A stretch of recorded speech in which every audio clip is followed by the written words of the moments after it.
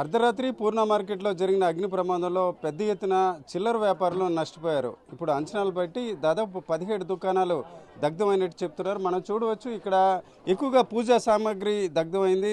నిజానికి క్రిస్మస్ అలాగే new year ఇతర పండుగలు దగ్గరలో రావడంతో దీనికి సంబంధించి ఇటీవల చాలామంది ప్రైవేటు వ్యక్తుల నుంచి అలాగే బ్యాంకు నుంచి లోన్లు తీసుకొని సామాగ్రి తెచ్చారు.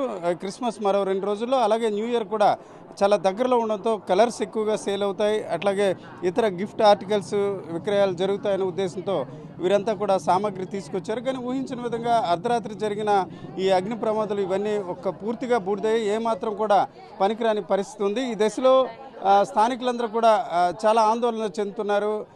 ఈ దశలో ఇక్కడ స్థానికులు అమ్మ చెప్పండి, మీరు ఎంతకాలం నుంచి ఆ షాప్ మాది సామాన్లు రాత్రి వచ్చింది, అంత సామాన్లు కాలిపోయింది. రాత్రి బస్తాలు వచ్చింది, జలం కలిగి నాకు ఎవరికి లేదు తేడాతుకో అలా పోయిందమ్మ సరుకు. నిన్న ఎంత సరుకుకి డబ్బులు పెట్టారండి మీరు? అమ్మ 80,000 వరకు ఎట్టానమ్మా ఖర్చు. ఇప్పుడు ఎట్లా జరిగింది అనుకుంటున్నారు అందరూ? సార్ ఏమో సార్ నైట్ అయిందని సార్ మేము ఉదయం చూడవరకు ఇలా అయింది ఫోన్లు చేస్తే మేము వచ్చాం సార్. అంతవరకు ఏం జరిగిందో మాకు తెలియదు. మీ షాప్లో ఎంత నష్టం జరిగింది? మాది సార్ ఒక 2 లక్షల వరకు ఉంటుంది సార్. మొత్తం అంటే అమౌంట్ ఈమెయిల్ లేక అమౌంట్ కూడా దాంట్లో పెట్టింది సార్. అంటే ఇంటికి తీసుకొని వస్తే ఎవరైనా తీసేస్తారేమో అనుకొని భయపడి అమౌంట్ ఇక్కడే పెట్టింది సార్. ఒక 60,000 అలా ఉంటుంది సార్. ఎప్పుడు కూడా అంటే సరుకు వచ్చిన ఆ డబ్బులు ఇచ్చి ఈవిడ సింకం అది పెడితే నడుస్తే పడిపోద్దేమో టెన్షన్ మీద ఇక్కడ పెట్టద్ది ఈరమ్మ సార్. నడవలేదు సార్ అసలు. ఈ దుకాణంలో ఏమమ్ముతారమ్మా మీరు? మేము ఎలంకాయలు, మామిడికాయలు, మురుసుకాయ, నాడపళ్ళు అన్ని రకాలు అమ్ముతాం సార్. మేము ఫ్రూట్స్, అట్టుపళ్ళు అన్నీ అమ్ముతాం సార్. అది ఇప్పుడు పండగ కానీ ఎండిపోయిన ఎలంకాయలు కూడా ఉంటాయి సార్. అవి మాకు పూజకు పనికొచ్చినవి అవి కూడా ఉన్నాయి సార్. చాలా వరకు ఉంచాం సార్. అవంతా మొత్తం అయిపోయింది సార్. అది అమౌంట్ కూడా 60,000 వరకు పోయింది సార్. ఎస్పీ తులసీదాస్ అండి. పూజ సామాన్లు అమ్ముతాము, మేము వ్యాపారం చేస్తామండి. పండుగని ఎక్కువ 5 లక్షల రూపాయల సరుకు కూడా తెచ్చుకొని పెట్టుకున్నామండి. రాత్రి నాకు 2 గంటలకి ఫోన్ వచ్చిందండి, ఇలాగ మీ షాపులు తగలబడిపోతానండి. మేము వచ్చేటప్పటికి మొత్తం అంతా కాలిపోయి బూడిదైపోయింది సార్. మరి ఎమ్మెల్యే గారు వచ్చారు, మేయర్ గారు వచ్చారు,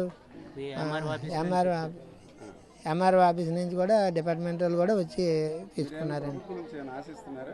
మరి ప్రభుత్వం నుంచి నష్టపరిహారం మరి ఆశించి మొత్తం డబ్బు అంతా పోయింది సార్.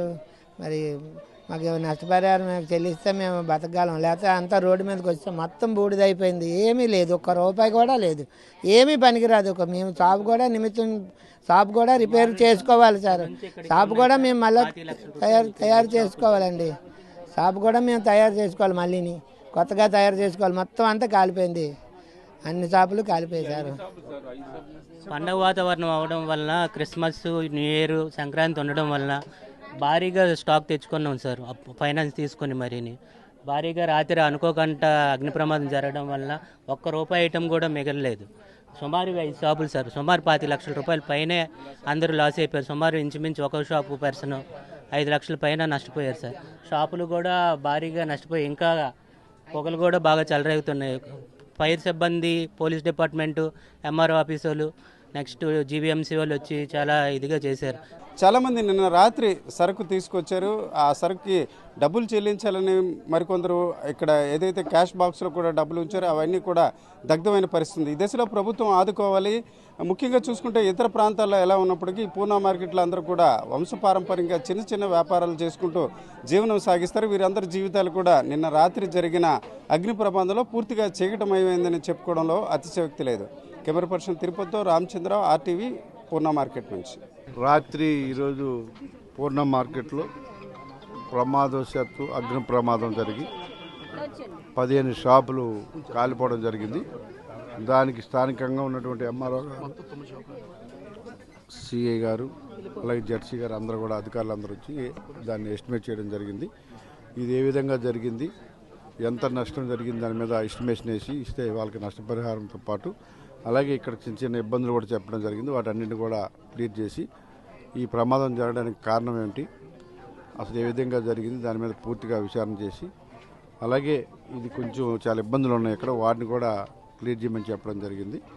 సో ఎంఆర్ఓ గారు ఆధ్వర్యంలో ఈ నష్టపరిహారం చూసుకొని కలెక్టర్ గారికి సబ్మిట్ చేసి వాళ్ళకి ఆ నష్టాన్ని ఇవ్వడానికి. చరిత్ర సృష్టించినోడు ఇప్పుడు ఆ చరిత్రని తిరగరాయబోతున్నాడు.